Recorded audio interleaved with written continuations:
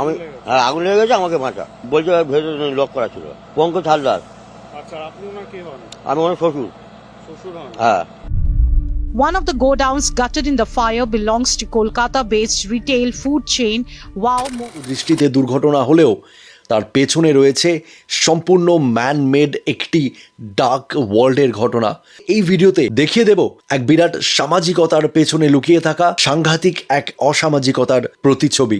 লুকিয়ে আছে এক বিরাট রাজনৈতিক অভিসন্ধি। আর দেখাবো আজকের ভিডিওতে যুগ যুগ ধরে চলে আসা এক বিরাট নৈতিক, অমানবিক আর অসামাজিক চক্রান্ত আর পরিকল্পনা। প্রাথমিক তদন্তে বলা হয়েছে ওই ওয়্যারহাউসের কিছু শর্ট সার্কিট থেকেই সেই দুর্ঘটনার শুরু হয়, কিন্তু প্রশ্ন এখনো একাধিক আর অমীমাংসিতই রয়ে গেছে। আরও সামনে আসে একটি বড় প্রশ্ন, আর সেটা কি? আসুন আগামী পর্বে সেটাই দেখে নিই। এত বড় একটি ওয়্যারহাউস চালানোর জন্য যে সমস্ত বেসিক বা মিনিমাম সুরক্ষাপত্র বা সুরক্ষার ছাড়পত্র বা প্রিকশন নেওয়া হয় বা নেওয়া উচিত, সেগুলো নাকি কোনোটাই লিগ্যালি ছিল না এই কোম্পানির সাথে। তাহলে প্রশ্ন এখানে একটাই, এত অনিয়মকে প্রশ্রয় কে দিয়েছিল? কে দিয়েছিল এই অনিয়মকে সাপোর্ট, যেখানে দাঁড়িয়ে আজ এত মানুষের প্রাণ হলো বলিদান? আর কারাই বা পেছনে দাঁড়িয়ে এই এত বড় অঙ্কের লভ্যাংশ গুনছিল? আচ্ছা বলুন তো, শক্তি আর ক্ষমতার এই নোংরা খেলায় সত্যি বলি তাহলে কাদের হলো? আমি, আপনারা, নাকি এই বিরাট অঙ্কের লভ্যাংশ যাদের পকেটে ঢুকছিল সেই মানুষরা?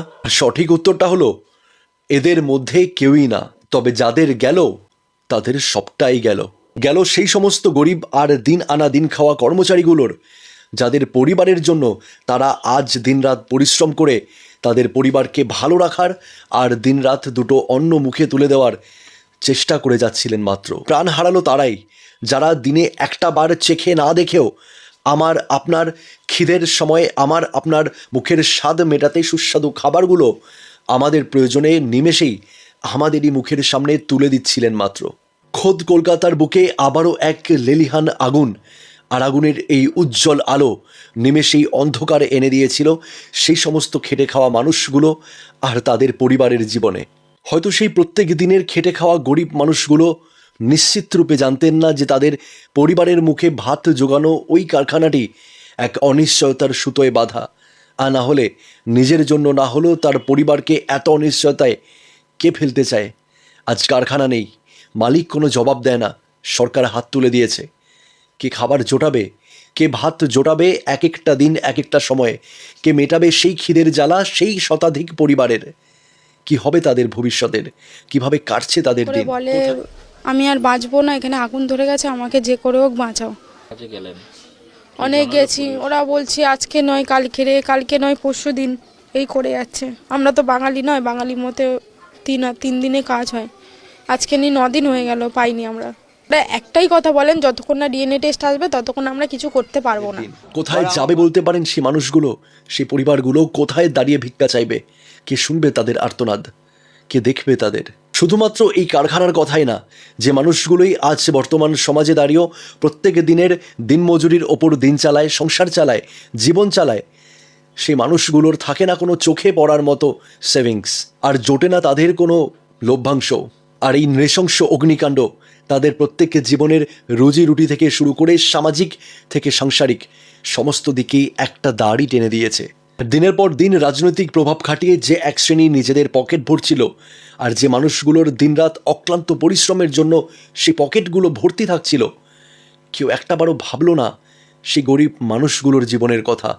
কেউ দিল না সে খেটে খাওয়া শ্রমিকগুলোর জীবনের দাম। আর তাই একবার নয় একাধিকবার আর বারবার এই সমাজের বুকে যখনই কোনো বেআইনি কার্যকলাপের মুখোশ খোলা হয় বা যখন ঘটে কোনো এরকমই দুর্ঘটনা, তখন সবথেকে বেশি দাম চোকাতে হয় সেই সমস্ত নিম্নবিত্ত গরিব শ্রেণীগুলোকে, কখনো সেটা তাদের প্রাণ বলি দিয়ে। কলকাতার বুকে ঘটে যাওয়া আরও একবার এই নৃশংস আর বিভৎস ঘটনা আমাদের প্রত্যেকের চোখে আঙুল দিয়ে দেখিয়ে দেয় রাজনীতি আর দুর্নীতির এই নোংরা খেলার বেড়াজালে কিভাবে আটকিয়ে পড়ে বারবার সাধারণ মানুষের জীবন। আর এই খেলার মাঝে কিছু মানুষ হয়ে দাঁড়ায় নীরব দর্শক, তো কিছু মানুষ স্বজন হারার কান্নায় দিনের পর দিন বুক ভাসায়। কোনো এক অদৃশ্য শক্তি যেন এই কোম্পানিকে দিনের পর দিন কতগুলো মানুষের জীবন নিয়ে খেলতে বাধ্য করছিল।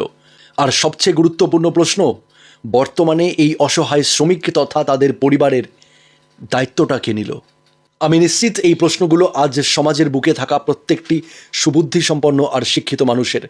একজন সামাজিক মানুষ হওয়া সত্ত্বে, শিক্ষিত আর সুবুদ্ধিসম্পন্ন মানুষ হওয়া সত্ত্বে এই প্রশ্নগুলো তোলাটা আমাদের দায়িত্ব, আমাদের কর্তব্যের মধ্যে পড়ে। মাননীয় প্রশাসনের কাছে আমার দাবি যেন এই নৃশংস ঘটনার পুঙ্খানুপুঙ্খ আর গভীরভাবে তদন্ত করে এক সঠিক সিদ্ধান্ত নেওয়া হয়। দোষীরা যেন কঠোর থেকে কঠোরতম শাস্তি পায়, আর না হলে আগামী ভবিষ্যতে খেটে খাওয়া মানুষ, গরিব শ্রেণীর মানুষ আর রাস্তার কুকুর বিড়ালের মধ্যে কোনো রকম পার্থক্য থাকবে না। তাদের জীবনের আর কোনো দাম থাকবে না। তাদের জীবনটি শুধুমাত্র ব্যবহারই হবে এক উচ্চ শ্রেণীর মানুষের আরও উঁচুতে যাওয়ার জন্য একটা সিঁড়ির ধাপ হিসাবে।